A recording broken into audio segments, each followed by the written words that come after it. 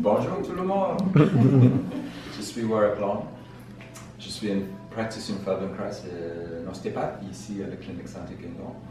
Mon parcours en Feldenkrais avec une maîtrise en éducation physique où je fais une étude sur l'efficacité de cette approche avec les danseurs professionnels et pré-professionnels pour raffiner la technique et aussi pour chercher une façon pour récupérer et aussi la prévention des blessures dans le milieu de la danse.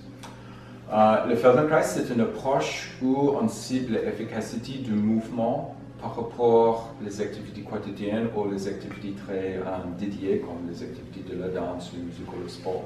Et on cherche une meilleure organisation posturale et une meilleure organisation du corps dans le mouvement. Ici, ce soir, on va travailler avec le thorax, surtout dans la position assise pour les gens qui travaillent au bureau. Et on va travailler avec quelques exercices qui peut-être vous pouvez utiliser au travail. Aussi, on va faire une petite déconstruction, si vous voulez, anatomique de la région thoracique. Ça veut dire que la partie du corps qui est entre la clavicule, les épaules et l'abdomen. Donc, ça implique la cage thoracique, donc les côtes, la colonne dorsale entre la base du cou et le bas du dos, plus le contenu de tout ça, qui est le poumon, le cœur, l'œsophage. Pour commencer, on va regarder quelques petites animations simples, mais pour créer une idée de le mouvement global dans le corps. Donc, si on regarde cette animation ici, on voit un cheetah. Et on voit que tout le corps est impliqué dans le mouvement entre les deux positions d'extension ici, de la colonne vertébrale, et flexion, la première position là. Mais si on regarde la tête, ça ne bouge pas. Donc c'est comme tout le corps est orienté autour de la tête, et dans cette instance, la tête est presque immobile parce qu'il focus sur un objet ou sur un antilope ou quelque chose comme ça. Au travail, c'est un peu différent pour nous parce que nous avons quelque chose en face de nous et souvent la tête est assez prise, mais le reste du corps est assez pris aussi.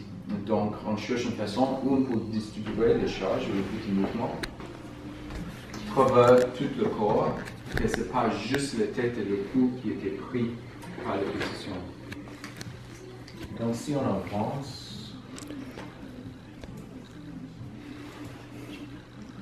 on peut regarder cette petite image d'un serpent, en fait c'est un lézard.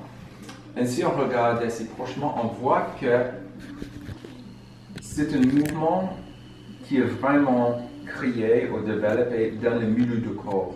Donc c'est le tronc qui bouge. Si c'était nous, c'est comme on bouge comme ça. Mais si on regarde les membres, comme les deux jambes en avant et les deux jambes en arrière, il n'y a pas beaucoup de mouvement. C'est vraiment central. Donc, un moteur qui bouge, mais ce n'est pas très efficace comme une façon de bouger.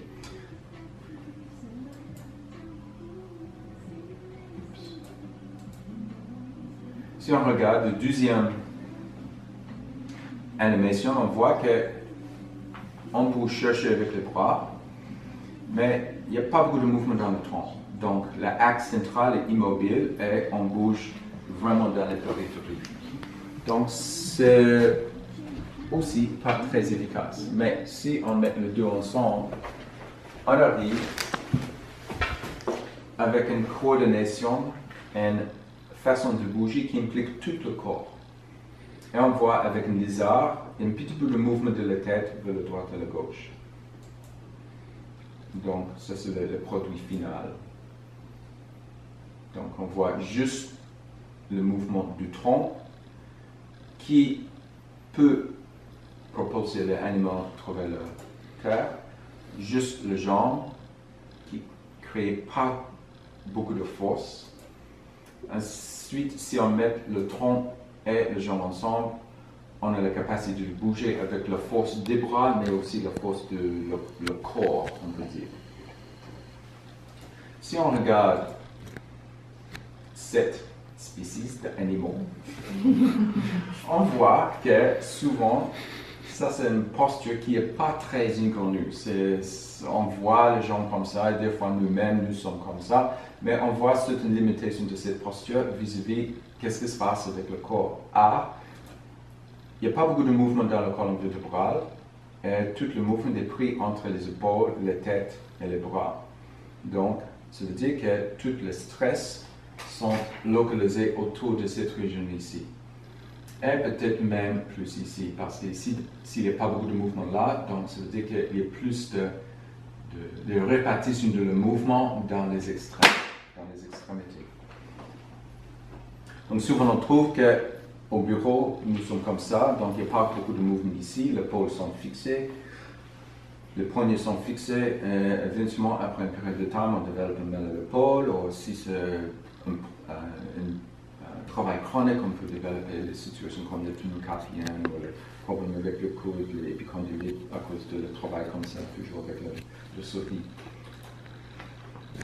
Une autre façon de regarder la même activité, mais avec une petite modification, on voit qu'ici, il y a plus d'implications, c'est la même situation, mais on peut impliquer un petit peu plus du tronc. Donc on voit que le mouvement est plus repartagé à travers tout le corps, donc même presque au niveau du bassin. Donc pour nous, ça veut dire que dans la position de travail assise, on est impliqué, on est occupé avec le crâne, le mouvement de la tête, le cage thoracique, le colonne vertébrale et même le bassin ici. Donc, si ça c'est les quatre positions posturales, pas assises mais debout, mais on peut voir avec ces quatre positions différentes les effets qui sont présents sur le colonne vertébrale. C'est la première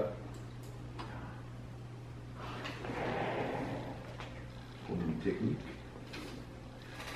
Sur la première photo ici, c'est une position, on peut dire, virtuelle, c'est l'alignement idéal. Ça n'existe pas vraiment parce que nous avons toutes les variations de structure et les variations d'habitude. Mais si on regarde le champ de gravité tombe pas mal entre les oreilles, le milieu du thorax, le centre du bassin, le centre de l'articulation coxo-fémorale, c'est la hanche, le genou et le milieu de la cheville. Mais on peut imaginer les différences qui sont arrivées ici, lorsque nous avons une situation comme ça, qui est pas mal au ça, par exemple, qui est pas mal plus proche de la position qu'on arrive si on n'est pas très conscient avec un ordinateur. Donc on voit une compression ici. Donc ça veut dire que toute cette compression ici crée une pression inutile et peut-être même damaging, on peut dire, sur le thorax parce que la partie intérieure du cœur, la partie intérieure du poumon sont comprimées par la position là, et ensuite nous avons une compression au niveau de la région lombaire.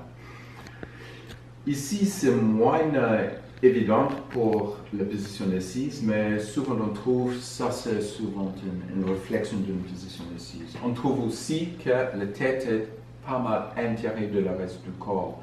Donc, disons, on peut imaginer avec un ordinateur comme ça, j'ai beaucoup de compression ici, et une faiblesse dans les muscles ici, et aussi une compression dans cette région. Donc, ça veut dire que j'ai déjà, sans bouger, j'ai beaucoup moins de mobilité ou freedom, liberté dans le régime du thorax supérieur.